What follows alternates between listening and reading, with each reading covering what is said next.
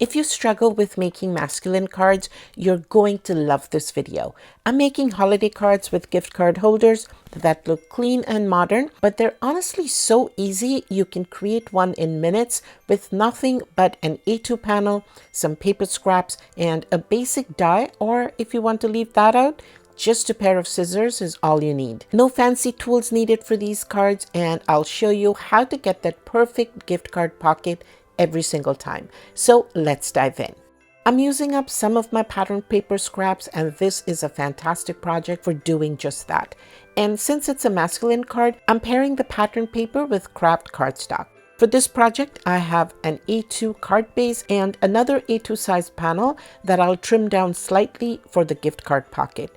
To create the actual gift card holder, I'm using this die from Fresh Studio, but let me show you one I made with just a pair of scissors. Actually, before we start, let me show you a couple of cards I've already created. Here's a holiday themed gift card holder I made earlier using leftover pattern paper. This one has a rectangular opening that I cut out with a pair of scissors. I also made a floral version for my niece. This one has a circular opening cut out with a die, some pattern paper on the inside, and die cuts to embellish the front.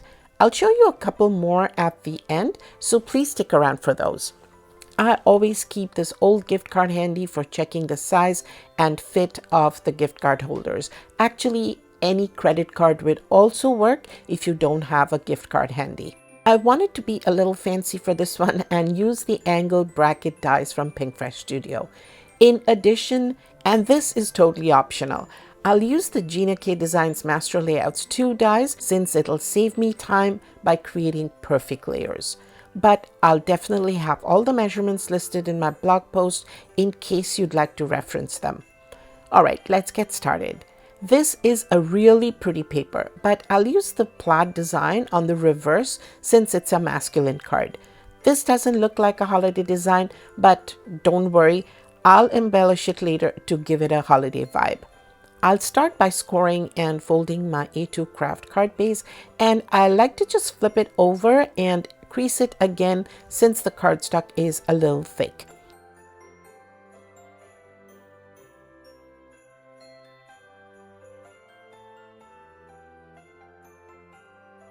Sometimes the score line is a little off, so I'll use my Sizzix bone folder to get a nice flat fold.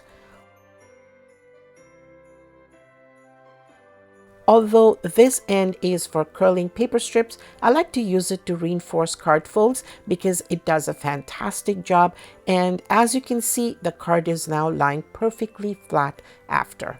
Next, I'll cut my craft panel down to 5 inches, but it's not a must, although I prefer to do it so it doesn't hang over the edges. I'll use my sample gift card to check the sizing, and this one will fit perfectly.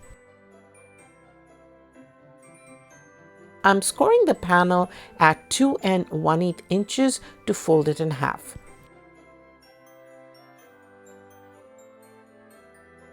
My score line is slightly off, so I'll just trim off the edge to even it out. Although it shouldn't actually matter because that edge will be hidden by the inside layering panel. But nonetheless, I'll just trim it off for my own peace of mind. The next step is to create the pocket, for which I'm using the smallest die from my angled bracket die set. I'm lining it up straight using the grid lines on my glass mat, holding it in place with a magnet, and I'll secure the die with some low-tack washi tape. I'm not cutting this too deep because I'll need to score the edges to create flaps that will help me stick the pocket to the card base. Now I'll run this through the die cutting machine.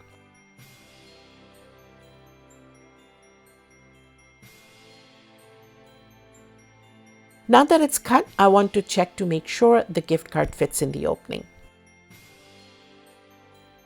To create the flap so I can attach the holder to the card base, I'll score the panel at 3 3/4 inches on both edges and then fold the scored sections to create the flaps.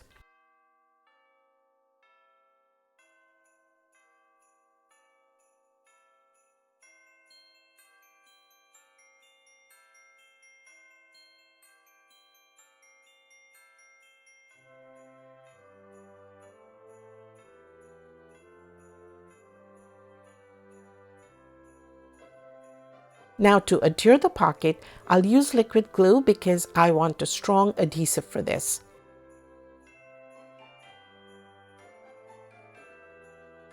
I'll glue the pocket inside the card base by lining it up with the inner fold line of the card base so everything sits straight. I'll be covering the inside to hide the flaps of the pocket.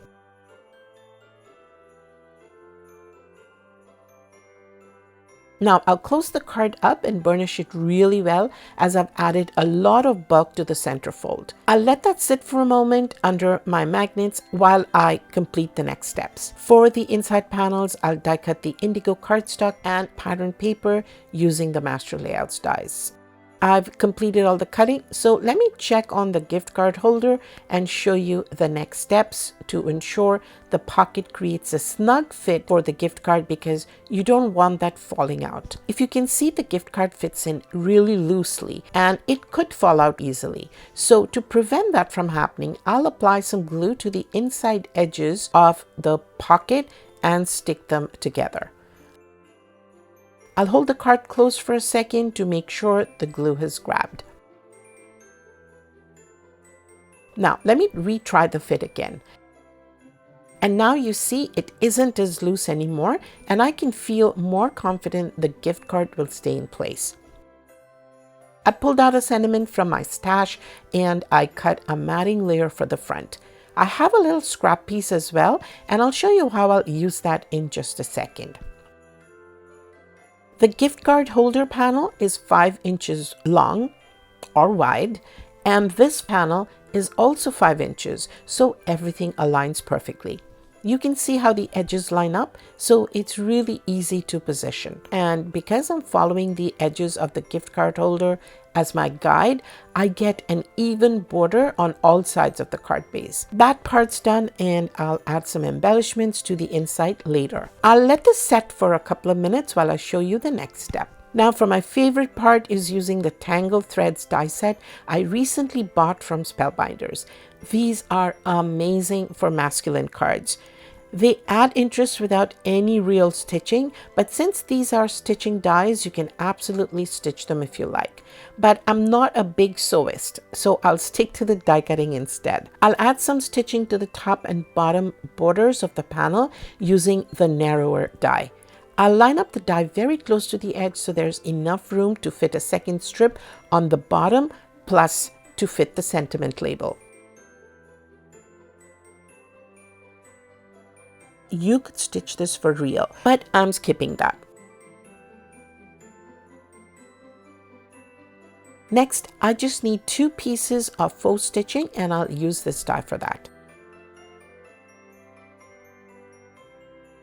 All I need to do now is layer the thread die cut on top, covering the little holes so it really looks stitched. If you're looking for the list of supplies, you'll find them in my blog post that I've linked in the video description.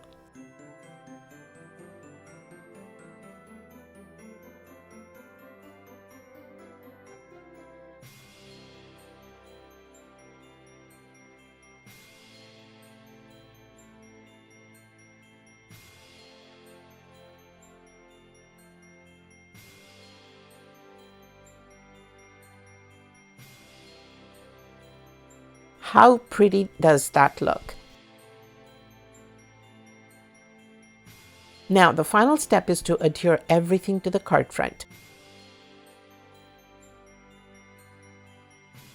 This paper pad came with a matching sticker sheet, so I'm using a few snowflake stickers from that. Next, I'll pop the sentiment label up with foam tape and adhere it to the center. If you're liking what you're seeing so far, I would really appreciate if you could give this video a thumbs up, and please don't forget to subscribe if you haven't already so you can see more videos that I make in the future.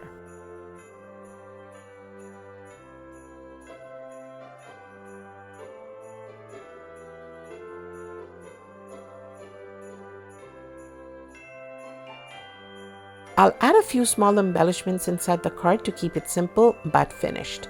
Since this is dark cardstock, I'll add a white panel inside to write a message, adding a couple more stickers for decoration. Here are all the holiday gift card holders I made. The one with the rectangular holder I made earlier.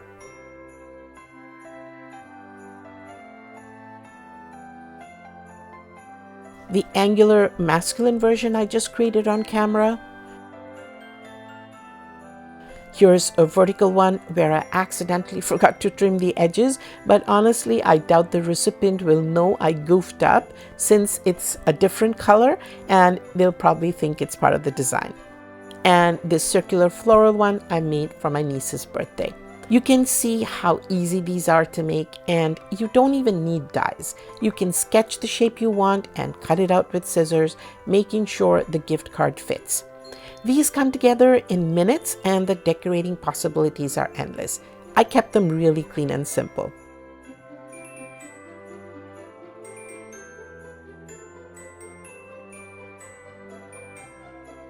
And if you'd like some ideas for floral gift card holders, you can watch that video here.